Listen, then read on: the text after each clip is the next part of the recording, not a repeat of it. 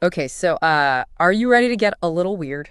Oh, I'm always ready to get a little weird. Our source material this time, an article called The 10 Most Mysterious Beings in the Bible. Sounds right up our alley. It really is. And we're going deep, figuring out what these strange figures tell us about the bigger picture. Okay. I like it. Some of these, like the 24 elders and, the Leviathan. Oh, yeah. Gonna make you think. These beings, they sort of occupy this fascinating space, like somewhere between literal and symbolic, Yeah. And that tension, understand that tension. It's key, really key to unlocking some deeper meaning. Let's start with the 24 elders from the book of Revelation. They're described as being in God's throne room, sitting on thrones, wearing white robes, golden crowns. It's quite a picture. It's a very vivid image. Who are they supposed to be? Well, that's a question that sparked quite a lot of debate, hasn't it? Yeah. Some scholars think they actually represent the church, reigning alongside Christ. Oh, interesting. The article points out that the term elder in the Greek never used for angels. Mm-hmm. It's typically associated with respected leaders in the community. And the white robes often symbolizing righteousness, and the golden crowns representing victory, authority, and biblical imagery, of course. Yeah. That lends weight to this idea. Oh, I see. Mm-hmm. So it's almost like a glimpse into the future, showing believers, like sharing in Christ's victory and authority. Precisely. Okay. And, that raises a pretty interesting question. What's that? If they represent the church, what does that tell us about the role of believers in God's kingdom? Are we just passive observers, or do we actively participate in God's plan? That's a good question. That is a good question. Definitely something for you to think about as you explore this, going forward. All right. Speaking of God's power, let's move on. From heavenly representatives to a vision that reveals God's presence throughout creation, Ezekiel's wheels. This vision is full of strange details. Wheels within wheels, covered in eyes, moving in all directions without turning. It's a bit hard to picture. It is true the imagery is incredibly complex, but I think that complexity, it's deliberate.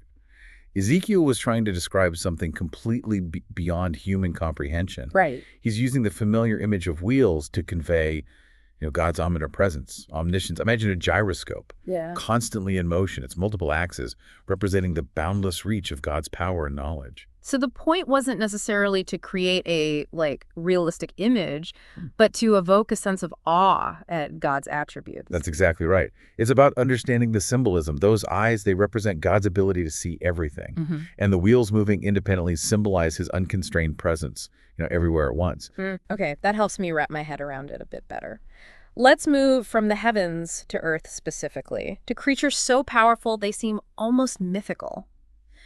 The behemoth and Leviathan, both described in the book of Job, are fascinating examples of how God uses the natural world to reveal his power and the vastness of creation.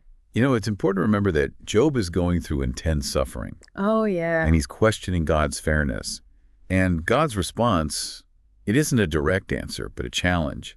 He basically says, look at these magnificent creatures I made. Do you think you could create something like this? It's a powerful reminder that we're not always going to understand God's ways, are we? Especially when we're going through difficult times. But we can trust that his power and wisdom are far beyond our own. And, that connects directly back to your own experiences, your own questions. Really? Yeah. When you face challenges, you remember that? The vastness of God's power, the complexity of his plan. Do you allow yourself to be humbled by the mysteries of creation, even when you're wrestling with doubt and pain? That's a deep question. It definitely makes me think about how I approach my own struggles. Let's delve deeper into these creatures, starting with the behemoth. The article describes it as a massive herbivore with incredible strength. Could it be a hippopotamus? Elephant? Well, the text offers some clues. It says its strength is in its loins, and only its maker can approach it with his sword. Oh, wow. The suggestion of a hippopotamus, it's interesting. Yeah. But it doesn't quite fit the description of needing a sword to approach it, does it? No. Perhaps it's something entirely different, a creature lost to time, or even symbolic representation of untamed nature. Instead of getting hung up on its exact identity, maybe we should focus on the theological significance. What do you think God is trying to communicate to Job and to us by highlighting the behemoth's power? I think it's a call to humility. God is reminding Job and us that we are not the pinnacle of creation. We are part of a vast and complex web of life that extends far beyond our limited understanding. The behemoth, it represents that power, that untamed force that, defies human control and reminds us of our place within the grand scheme of things. Okay, that's a really helpful perspective. It's about acknowledging our limits, recognizing those forces at work in the universe that are far greater than ourselves. And from land to sea, we encounter another fearsome creature, the Leviathan. This one is described as a coiling serpent dwelling in the depths, terrifying and untamed. And again, we see God highlighting the power, the wildness of creation, using it to contrast with human limitations. Some think that Leviathan could be like an ancient sea monster. Others think it's a crocodile. I am intrigued by the idea of a sea monster, something truly mythical beyond our comprehension. But regardless of its specific identity, the Leviathan, like the behemoth, seems to represent something much larger. Absolutely. What's fascinating is that these creatures, often depicted as, monstrous, are still part of God's creation. They serve a purpose. In the grand scheme of things, even if that purpose is to challenge our understanding of the world, remind us of God's ultimate power, his sovereignty. So it's not about fearing these creatures or categorizing them, but about recognizing their place in God's design and using them as a lens to understand his attributes. Exactly. They're tools for contemplation, invitations to ponder the mysteries of creation, the boundless power of the Creator. Okay, I'm sensing a theme here. God using these mysterious beings to remind us of his power and our place in the universe. But let's switch gears. We're moving from monstrous creatures to a mysterious king. Okay. Enter Melchizedek. Melchizedek is a truly enigmatic figure, isn't he? He is. He appears briefly in Genesis, blessing Abraham, later referenced in Hebrews. Right. He's described as king of righteousness and king of peace. Yeah. But there's no mention of his lineage. It's like giving him this almost eternal quality. It's like he just appears out of nowhere, performs this significant act, then vanishes. No wonder he sparks so much discussion. You remember that Melchizedek, he appears before the establishment of the Jewish priesthood. His blessing of Abraham, it kind of challenges the traditional understanding of God's covenant. Oh, okay. It raises the question, was this a hint that God's grace wasn't limited to one lineage? That's a really thought-provoking point. It makes me rethink the traditional narrative, Consider those broader implications of God's actions. And if we connect this to the article's point about Melchizedek, like prefiguring Christ, it kind of deepens our understanding of Jesus' message of salvation for all. It suggests that God's plan for redemption extends beyond, cultural and religious boundaries, encompassing all of humanity. So this seemingly minor character from Genesis actually foreshadows one of the most central figures in Christianity. And indeed expands our understanding of God's plan for salvation. That's incredible. It speaks to the interconnectedness of the biblical narrative, the richness of its symbolism. Even seemingly insignificant details can hold profound meaning, reveal deeper truths about God's character, his plan for the world. Okay, we've covered kings and creatures. But now we're stepping into truly chilling territory. Okay. Let's talk about the angel of death. This figure is often associated with the final plague upon Egypt. Yeah.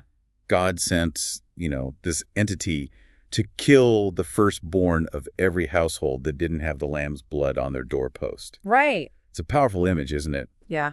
Really emphasizes the severity of God's judgment, the consequences of disobedience. The article makes a distinction, though, between the angel of death and the destroying angel. That's interesting. Does that suggest multiple entities carrying out God's judgment? Well, it's worth noting that the term destroying angel appears, several times throughout the Bible. Yeah. Which suggests that it may not always be the same entity. For example, it's also mentioned in the story of David taking the census, without God's permission. Oh, right. When it brings a plague upon Israel. That story always gives me chills. It really makes me think about the weight of our choices, the consequences, positive and negative. And it raises questions, doesn't it, about the nature of divine judgment. Is it always swift and severe? Or is there room for mercy, redemption?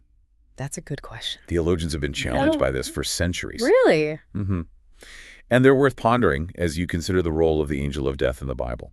Definitely a complex topic. Makes me want to dive deeper into those different instances, see what patterns, what insights emerge. That's a great approach. Okay. We're moving back to the heavenly realm now, to the seraphim. Yes. These are 6 winged angels, constantly praising, purifying, surrounding God's throne. Isaiah describes them in his vision, covering their faces and feet, flying with two wings, and their constant refrain, "Holy, holy, holy is the Lord Almighty." That threefold repetition of holy, it really underscores the awe-inspiring nature of the divine. It's fascinating that even these perfect heavenly beings are overwhelmed by God's holiness. They can't even look directly at him. They're so consumed by his radiance. It challenges us, doesn't it? It does. To consider how we approach God. Do we come with that same sense of reverence and awe, recognizing the vast difference between our finite, flawed nature and God's infinite perfection? It's a humbling thought to realize how small we are in comparison to the creator of the universe. And the seraphim's role in cleansing Isaiah's sins. It further emphasizes their association with holiness, purity. Only that which is pure can stand in God's presence. It makes you think about that concept of spiritual purity. Yeah. What does it mean to be cleansed? How do we achieve that state of holiness? These are questions that have been debated for centuries. Absolutely. And they lead us right into our next topic, demons. The article talks about these beings having names, intelligence, will. They're not just some vague evil force. Exactly. And their ability to possess individuals, it highlights their malevolent nature. They are personal beings, capable of thought and action, and their agenda is directly opposed to God's. But what are the origins of these beings? Where do they come from? Well, there's a lot of debate on that topic. Some believe that demons are fallen angels, cast out from heaven with Lucifer, while others see them as separate entities, perhaps created by God for a specific purpose, or even existing independently of him. So no one definitive answer. That's right. And exploring these different perspectives, it can really enrich your understanding of spiritual warfare, the reality of evil forces at work in the world. What do you think about the idea of fallen angels? Does that resonate with you? Or do you find other interpretations more compelling? I'm kind of leaning toward the fallen angel theory, but I'm open to other perspectives. Good. Fascinating to think about how these beings have been interpreted throughout history. It speaks to the enduring power of these figures, doesn't it? It does. And their ability to challenge our understanding of the spiritual realm. They force us to confront those difficult questions about the nature of good and evil, the existence of a spiritual world, the ultimate power of God. And speaking of fascinating, alien, and terrifying, we've reached our final mysterious being, Lucifer. Also known as Satan, the fallen angel, the rebel, the tempter. It's an incredibly dramatic story. It's a story that has captivated us for millennia, hasn't it? It really has. Lucifer, described as the morning star, he represents such a profound fall from grace. And his former glory, his beauty, highlighted by that poetic description, it makes his rebellion all the more tragic, The article calls it almost Shakespearean, this fall from grace, this beauty twisted into something dark and destructive. I can't help but wonder what led to that rebellion, that choice to turn against God. It's a question that theologians, philosophers, they've grappled with for ages, haven't they? I imagine so. Pride is often cited as the root of Lucifer's downfall. His desire to be like God, to usurp his authority. It's a classic story of ambition, the dangers of, unchecked ego. But it also raises questions about free will, doesn't it? If Lucifer was created perfect, how could he choose to rebel?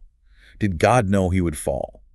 And if so, why create him in the first place?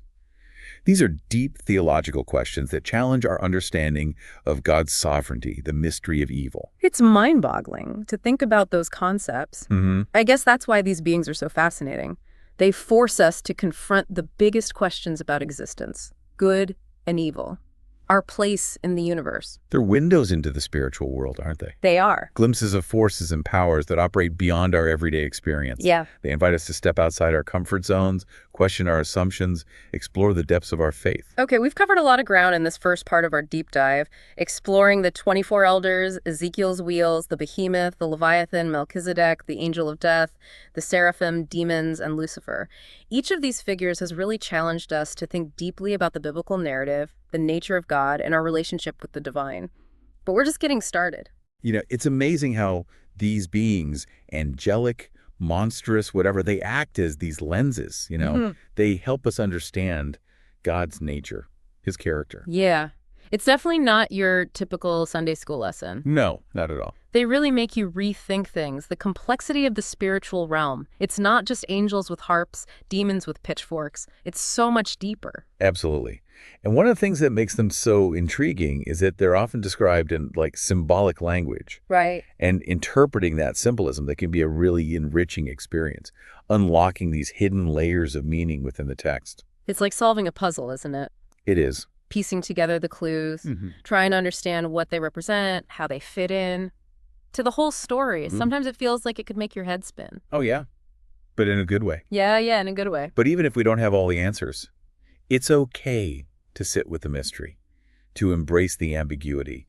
Sometimes asking the right questions is the most important thing, even if the answers remain elusive. That's a good reminder. It's about the journey, not just the destination. And this journey is taking us through some strange, wonderful territory.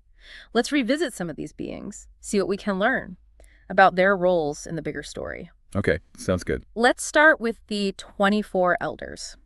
Their presence in God's throne room, it suggests a deep intimacy, doesn't it, with the divine? It does. Their white robes, their crowns, those are symbols of purity and authority. Maybe a hint at their role in judging the world, interceding for humanity. That's an interesting thought, yeah. So they're not just passive observers, they're actively involved in God's work. It's almost like they have a front row seat to the unfolding of history. Okay, but do they simply observe? Or do they actively participate in God's plan? And if they do, what might that tell us about our role as believers, that God's kingdom? Are we called to simply watch? Or are we invited to participate in the unfolding of his purposes? Wow. That's a really thought-provoking question. It definitely makes me think about my role and how I can be more active in fulfilling God's purposes. It's about recognizing that we're not just spectators, but participants in the grand drama of redemption.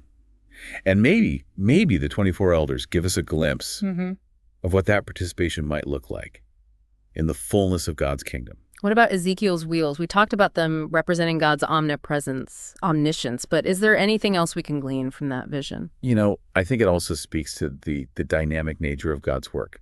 The wheels can move in any direction. They're not constrained by physical laws. Right. It suggests that God's plans, they're not always linear or predictable. He can move in ways that defy our logic, our expectations. So it's a reminder that we're not always going to understand God's ways. Right. But we can trust that he's always working, even when it seems like he's silent, absent. And it encourages us to be open to the unexpected, to embrace the surprises that God might have in store for us.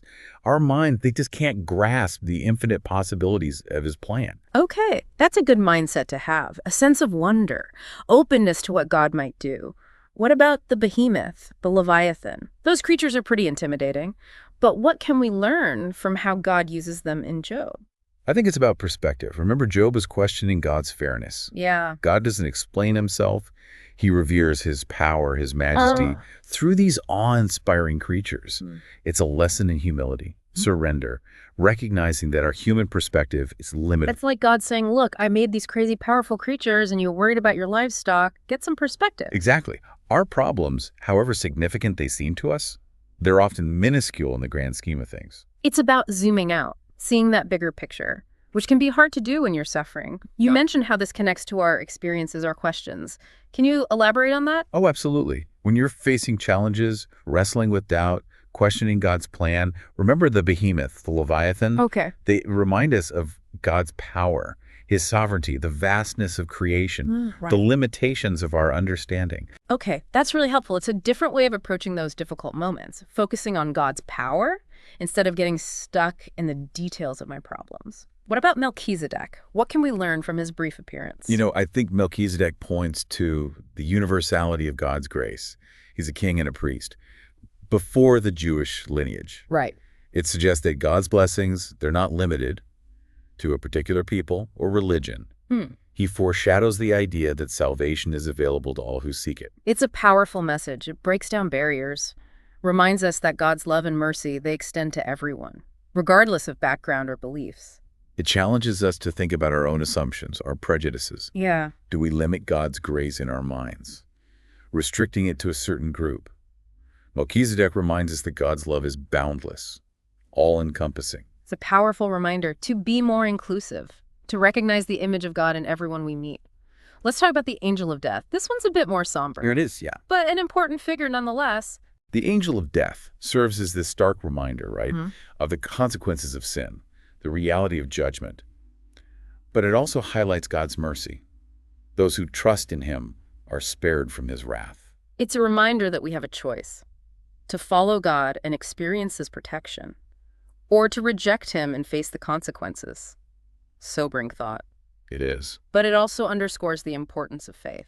And it reminds us that death, it's not the end. For those who believe in Christ, death is a doorway to eternal life. Okay, that's a much more hopeful perspective. From death to holiness, the seraphim, what can we learn from them? Well, the seraphims, they embody worship, don't they? Mm-hmm. Their constant praise and adoration of God sets an example for us to approach God with reverence, humility. And they also highlight the importance of purity. Their role in cleansing Isaiah's sins suggests that only those who are pure can truly stand in God's presence. So it's not just about singing hymns on Sunday morning. No, not. It's about cultivating a heart of worship that permeates every part of our lives, striving for purity, for holiness, so we can draw closer to God. And recognizing that vast difference between our nature, finite, flawed, and God's infinite perfection. Yeah. The seraphim's response, holy, holy, holy, that's a reminder to approach God with awe, wonder, recognizing his transcendence. It's like they're giving us a glimpse into heaven, where worship is constant, pure, from the holy to the unholy again, demons. What insights can we gain from these beings? Yeah, I think they remind us of the ongoing spiritual battle that rages around us. Yeah. They represent the forces of evil, seeking to deceive, destroy, lure us away from God Yeah. into darkness. Right. But their existence, it also highlights the power of Christ, who has authority over them. Right. And offers us protection from their influence. It's a reminder that we're not fighting this battle alone. We have Christ on our side. And his victory over evil, it's assured. Absolutely. And it's a call to be vigilant, to discern the schemes of the enemy, to resist temptation. We need to be aware, equipped with the armor of God, truth, righteousness, faith, and the sword of the Spirit, the word of God. So it's not about living in fear, No, but about being aware, prepared, connected to the source of our strength, Christ. Okay, finally, Lucifer, the fallen angel. A tragic story. But what lessons can we learn from his rebellion, his downfall? I think Lucifer's story is a cautionary tale about the dangers of pride, the seductive nature of power, his desire to be like God. It led him to destruction. Even the most gifted, the most brilliant can be corrupted by ambition, ego. It's like that saying, power corrupts, and absolute power corrupts. Absolutely. We all need to guard our hearts against pride, seek humility, recognizing that true strength comes from surrender to God's will. And it highlights gratitude. Lucifer had everything: beauty, intelligence, authority. But he wasn't content. He wanted more. And that desire led to his ruin. So be grateful for what we have. Focus on serving others, rather than seeking our own glory. Contentment and gratitude, they're powerful antidotes to the poison of pride. And Lucifer's story shows us that choices have consequences, both in this life and the next. His choice to rebel against God had eternal repercussions. It's sobering, but it highlights the importance of making wise choices that align with God's will. We've really unpacked a lot in this section, exploring those deeper implications of these beings, how their stories connect to our lives. What are your final thoughts? What lingering questions do these figures raise for you? It makes you wonder, what's their purpose? Yeah. Why did God create them? What role do they play? We see glimpses of their activities, their influence on human history, but there's still so much we just don't know. It's like we're seeing a small part of something much bigger. Makes you wonder what else is out there. What about their nature? Are they purely spiritual? Or do they have some kind of physical form? How do they interact with the material world? Those are great questions. The Bible often uses physical language to describe them: wings, eyes, fire. But are those literal? Symbolic. It really raises questions about reality itself, the boundaries between the physical and spiritual. It really stretches the imagination, trying to grasp concepts that are so far beyond our experience. That's part of the beauty of it, though, isn't it? I guess so, yeah. Embracing that mystery, acknowledging that we don't have all the answers. It encourages humility, a sense of wonder. But they're pointing us beyond themselves to something greater, the ultimate mystery, which is God. Exactly. They're signposts, pointing us toward the divine, inviting us to explore the depths of God's character, the vastness of creation. Like a cosmic treasure hunt. These mysterious beings are the clues that lead us to the ultimate prize. I love that analogy. It's a journey of discovery, a lifelong pursuit, and these beings can be our guides. So we've explored these 10 mysterious beings, unpacked their symbolism, consider those big questions they raise, how their stories connect to our own lives. Quite a journey. What's the one thing you want our listener to take away today? Hmm. I think the key takeaway is this. These beings, strange as they may seem, they're ultimately reflections of God's glory, His power. Okay. They challenge us to expand our understanding of the spiritual realm, to grapple with the mysteries of faith, and to deepen our relationship with God. Beautifully said. They remind us that the world is more wondrous and complex than we can imagine, and that our faith journey is full of surprises, challenges, and ultimately incredible beauty. An invitation to keep exploring, to keep asking questions, keep seeking a deeper understanding of God, His creation. And you know me, always got to leave our listeners with a thought-provoking question. We've talked about these beings as symbols, as representations of something greater. What do you think they represent? What does their presence in the Bible tell us about our relationship with God? That's something I encourage you to think about as you continue to explore this weird, wonderful world of the Bible. Thanks for joining us on this deep dive.